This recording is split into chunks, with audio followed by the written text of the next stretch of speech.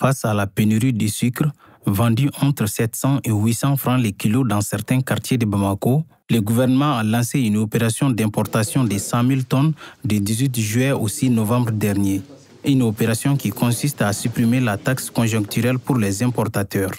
À l'heure du bilan, le résultat est en deçà des prévisions. 58 importateurs ont signé le cahier de charges, parmi lesquels 28 ont levé des licences, les intentions d'importation, et il n'y a que 15 opérateurs qui ont mené le sucre. Les importations réalisées au cours de cette période sont évaluées à 40 003,77 tonnes de sucre. Les ministres expliquent que la flambée du prix du sucre est une volonté manifeste de certains importateurs. Nous avons vu qu'il y a des importateurs qui ont amené des stocks au niveau des différents ports et qui ont préféré garder ces stocks dans les ports pour créer un déficit d'approvisionnement à l'intérieur du pays. On a vu aussi, deuxième constat, qu'il y a des opérateurs qui ont effectivement importé le sucre, mais qui ont préféré stocker ces sucres à l'intérieur même du Mali et ne pas les livrer sur le marché pour créer un déficit d'approvisionnement sur le marché.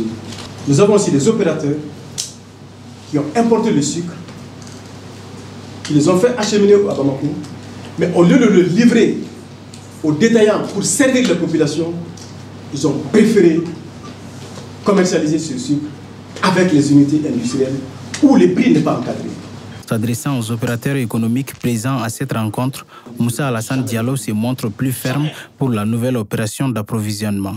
Nous avons décidé de renouveler une nouvelle opération d'approvisionnement du marché en sucre pour 50 000 tonnes d'ici le 31 décembre 2023. J'ai dit bien 50 000 tonnes avec une exonération de 25%. Le ministre a révélé que les contrôles ont constaté que 789 boutiques ne respectaient pas les prix du marché. Le kilo de sucre est plafonné à 650 francs sur tout le territoire national.